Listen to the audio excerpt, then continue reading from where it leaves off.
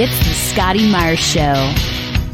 Hey, welcome to this week's edition of the show. I'm your host, Scotty Myers. Thanks for joining me as always. And don't forget to check out our social medias.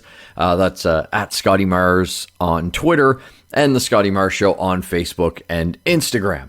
So I come to you this week as a very, very disappointed fella. I was all set.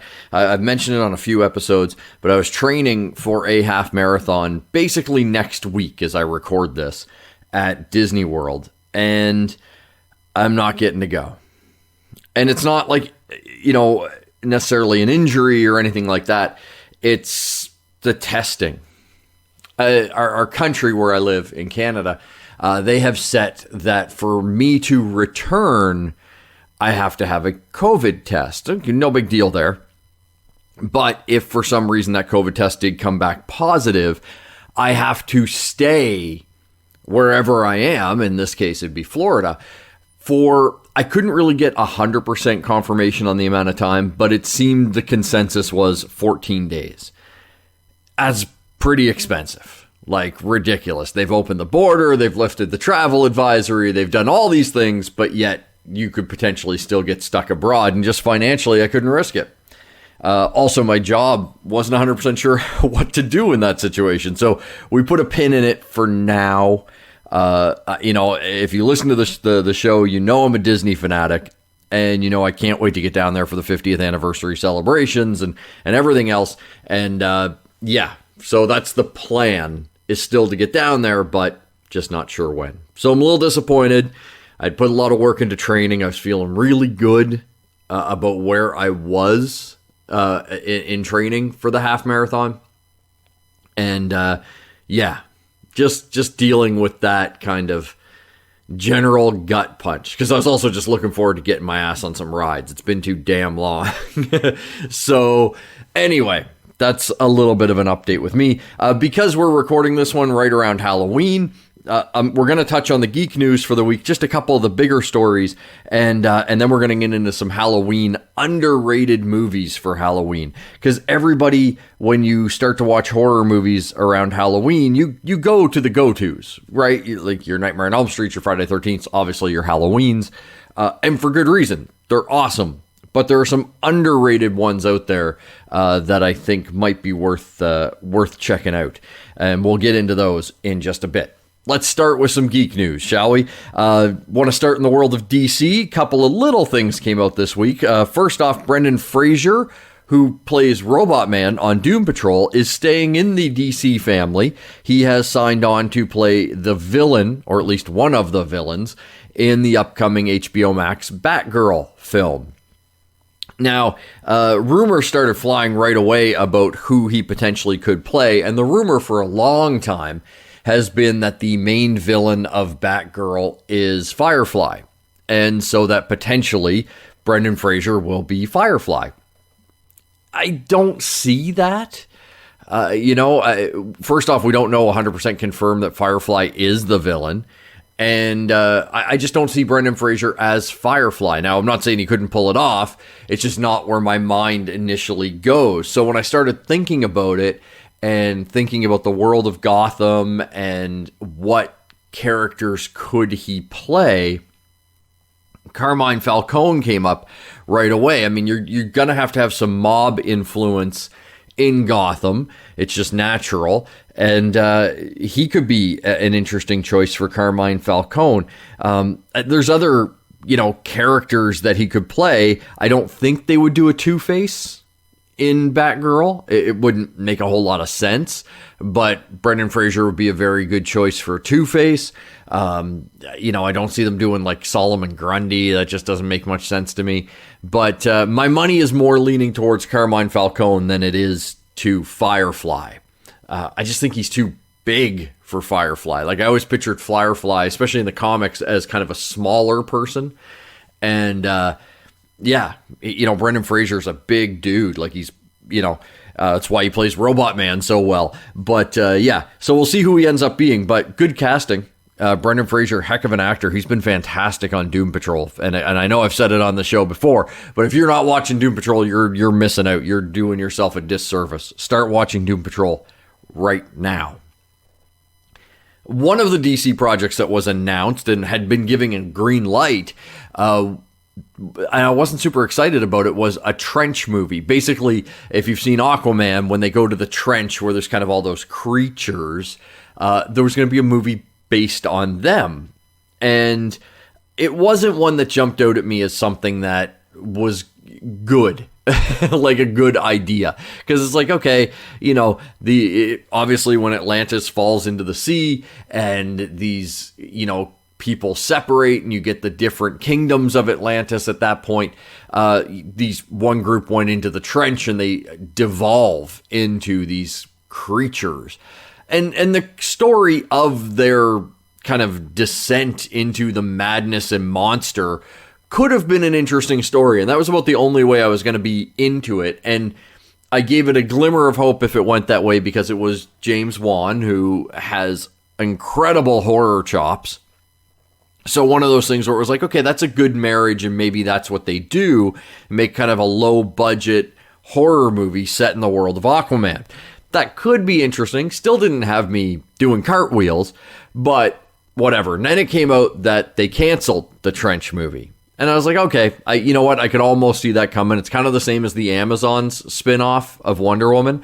I would not be shocked if that got canceled. Now, at least there's some other characters in, you know, the Amazons that we know, right? There's obviously Hippolyta and Nubia, and there's all these other characters that we've already met, and so it makes more sense for a spin-off, but I still am kind of like, hesitant about that one.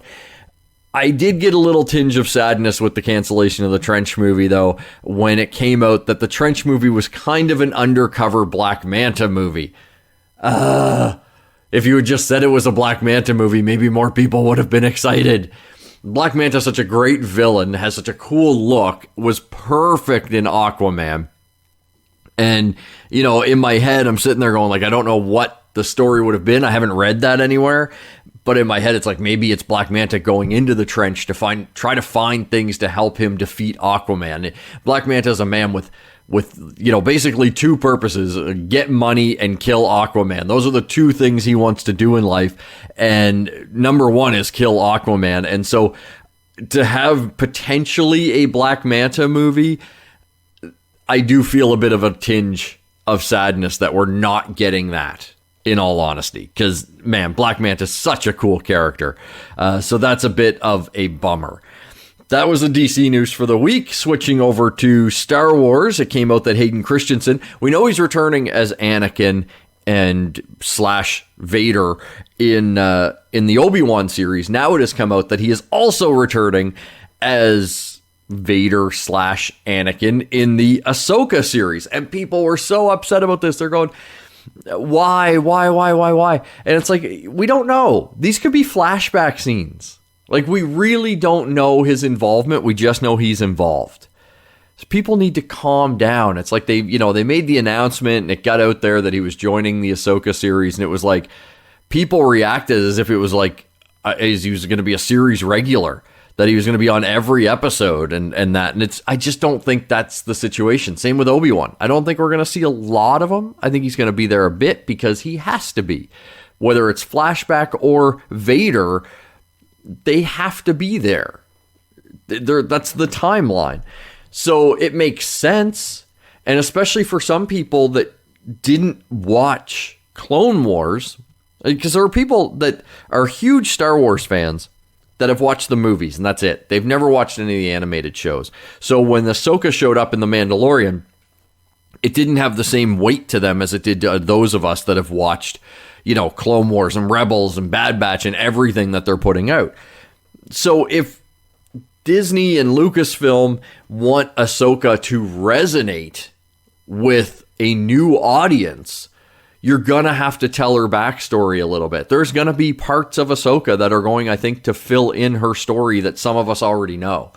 And that would be involving flashbacks. And, you know, that would be Hayden Christensen as Anakin at that point. So it makes total sense. I'm curious to see how it all plays out, but I'm very excited for Ahsoka. I'm probably right after Obi-Wan, my most anticipated Star Wars project right now. Speaking of Ahsoka, a casting report came out that they are looking for a character named Riz. And this character has been described as a lone wolf character.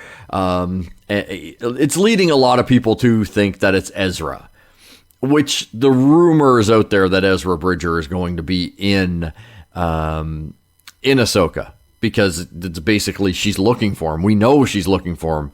And, so it makes sense. Could be another character altogether, but it would make a ton of sense if this was a casting for Ezra. And we shall see in time if there's Ezra and Riz in Ahsoka.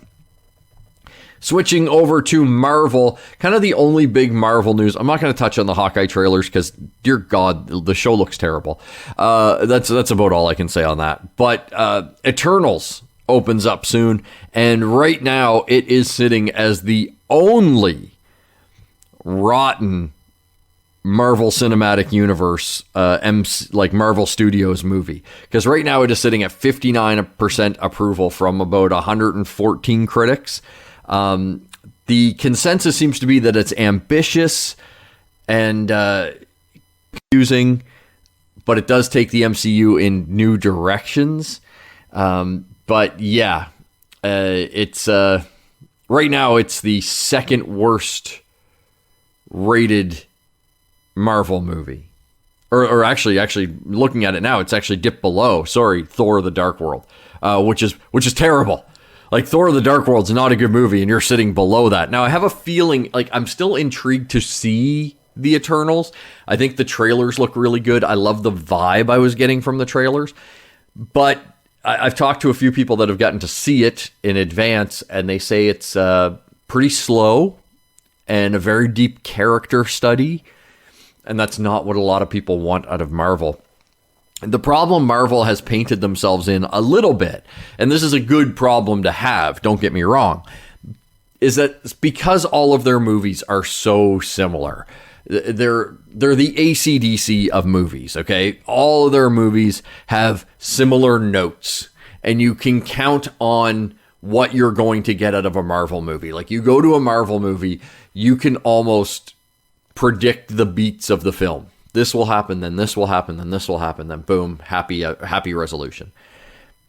It definitely does look like Eternals is doing something different. And I think if you're walking into a theater with an expectation and that expectation is not met, regardless of whether the film is good or not, you are going to walk out not liking it.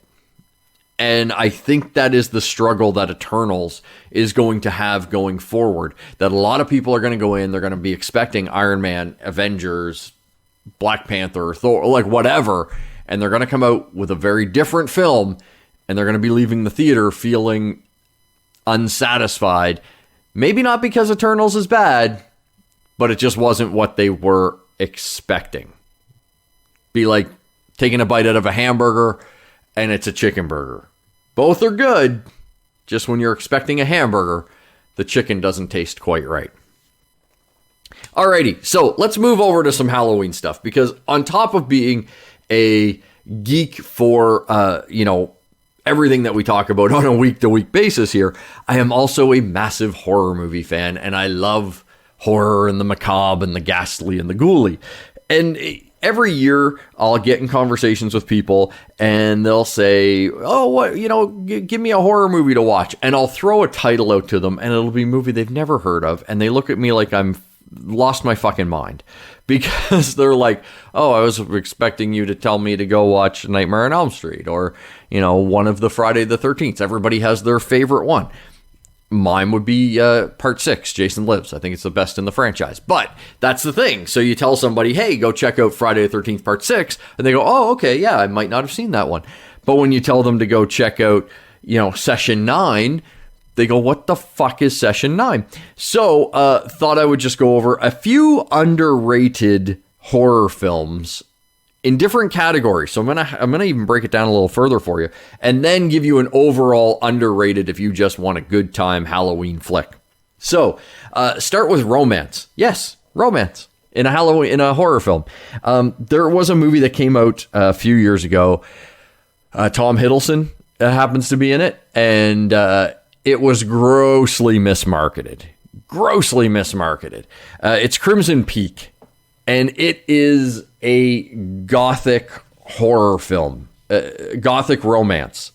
There's no way around it. It is a romance movie, but it was marketed as a really high scare, gore, that type of thing. Directed by Guillermo del Toro, who is a genius, and it is a really nice gothic horror film. You're not going to get a ton of scares. There's a few. There's a couple ghosts and stuff like that, but it's really a throwback type of film. It's a period piece. It's got a lot in it, but at its base, it is a romance movie, and the performances in it are excellent. Tom Hiddleston is fantastic, as he always is. Jessica Chastain is in it. Just a really, really good film. And if you're, got somebody that maybe isn't a massive horror fan, but they want to watch something a little scary, this would be a good call. And again, a bit of a romance as well. To horror comedy, which is a huge kind of genre. And of course, a lot of people will mention Army of Darkness, which, yes, classic. You're not going to go wrong if you watch Army of Darkness. Gremlins to some would be considered a horror comedy. Even some of the later Chucky films like Bride of Chucky, Seed of Chucky, they're horror comedies and they're very good. Don't get me wrong. I enjoy most of all of those. Actually, as I mentioned, I think I enjoy them all. But there's one that kind of gets under the radar a little bit. Not only that, it's got a wicked soundtrack. But Idle Hands. Really fun horror comedy. It's 90s, turn of the century, or because it was 1999. But really cool flick. Seth Green is good in it. Devon Sawa, Jessica Alba. The cast is really good. Basically, it's a story of a slacker who finds his parents turned into headless Halloween decorations and realizes that his right hand has gone crazy. And it's a play off of Idle Hands or The Devil's Business. And trust me, there's lots of masturbation jokes and stuff like that. But it's funny. It really is. And it holds up really, really well. So on the horror comedy genre, not a lot of people mention Idle Hands anymore. And they should. It's wrong that they don't. So check that one out. Action horror is a category that doesn't get a lot of attention. And there's a lot of really great films in action horror. The Underworld series would be considered action horror. And with the exception of maybe the last one, they're all solid. Once they kind of got into her and his kid. And if you've never seen the movies, I'm not going to go through, I think there's 5 or 6 of them. I'm not going to go through the entire storyline, but overall, it's action and it's horror, and they're blended together really well. And there's, like I say, there's a few movies along those lines. Resident Evil series would be that as well, and that does have some standout moments.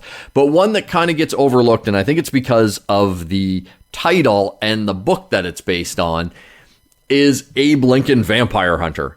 That movie has some of the best action sequences you will see in any film. In any film. Came out in 2012. Overall, it is a solid flick. Mary Elizabeth Winstead is in it as Mary Todd Lincoln. Dominic Cooper is in it. It's a good cast. And the director, whose name I cannot pronounce, I don't want to mess it up. He's got a great eye.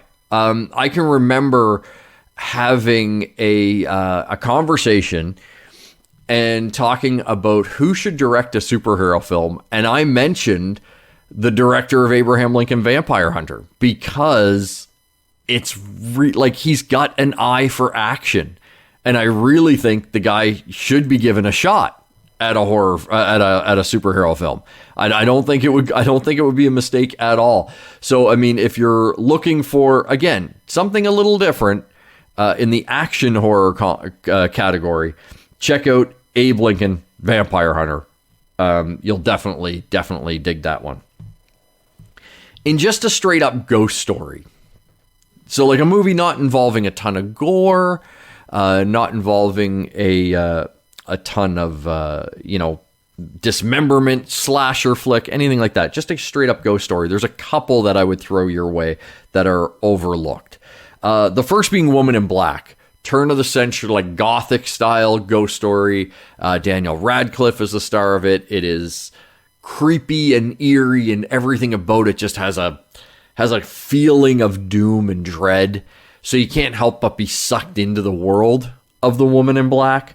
It just, everything about it, like when you think about a ghost story, you want it to take place in a, decrepit old home in England somewhere, and you get that. You get the moors, you get just everything. Really, the biggest thing about the Woman in Black is the ambiance of the film.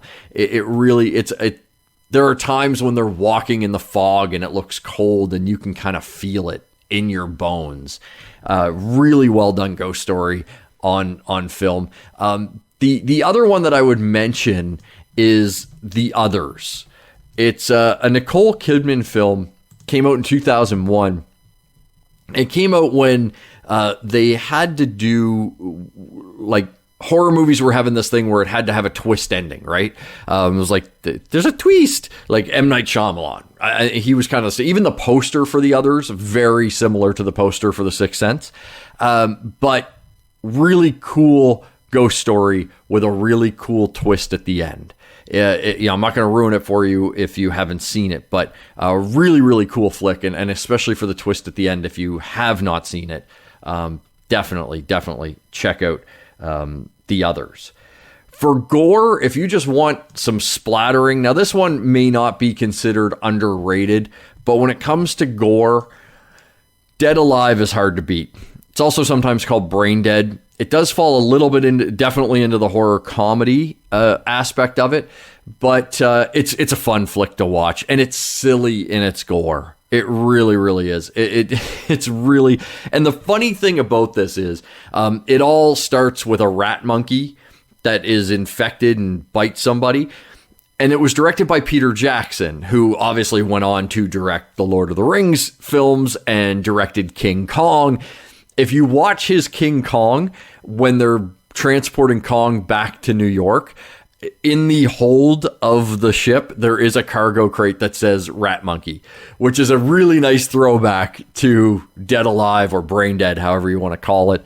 If you Google Dead Alive, it'll come up just perfectly fine. But it's gore that's entertaining and silly.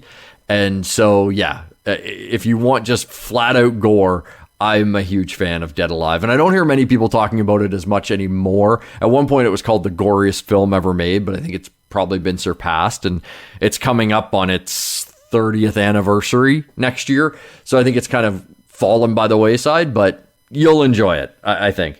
And overall, if you just want, and I talk about this movie a lot, when it comes to Halloween, if you want just a great overall horror film that's got a little bit of the creep factor with a little bit of ghost story in there. It's also got a little bit of gore. It's also got a little bit of comedy. It basically covers all the bases, and I say that it is the best horror movie for Halloween because it deals with kind of the traditions of the day and of the holiday and what we're doing on Halloween. There is a movie, it's become a cult classic, called Trick or Treat, and it is I love this movie. Like, I was gonna say it's amazing, but I love this movie. I really do. If you go to, like, it's funny, I go to Spirit Halloween now to grab Halloween stuff, and I see a lot of things from the movie, from Trick or Treat. Like Sam, the little main guy, they got a lot of Sam stuff. Sam's got a Funko, and this movie has developed a cult following, and they definitely have joked about, well, I shouldn't even say joked, there has been serious conversation about doing a sequel, but it never seems to get anywhere. But it's an anthology movie where there's a bunch of different stories happening all at the same time. They intertwine really well, like really smooth transitions from story to story. And like I say, it covers a lot of kind of the superstitions of Halloween, like blowing your your jack-o'-lanterns out too early, and, you know, how you're supposed to dress up, all these things. It really plays well. And I'm hopeful. I was having a conversation about this movie the other day with somebody, and I'm hopeful that we'll get the sequel, because now I'm just in my head, I'm thinking it's a Warner Brothers property, so HBO Max would be a perfect spot for a sequel for this, because it does have a cult following, but I don't know necessarily that you would want to dump a bunch of money into this sequel for this movie that underperformed and send it back out into the box office.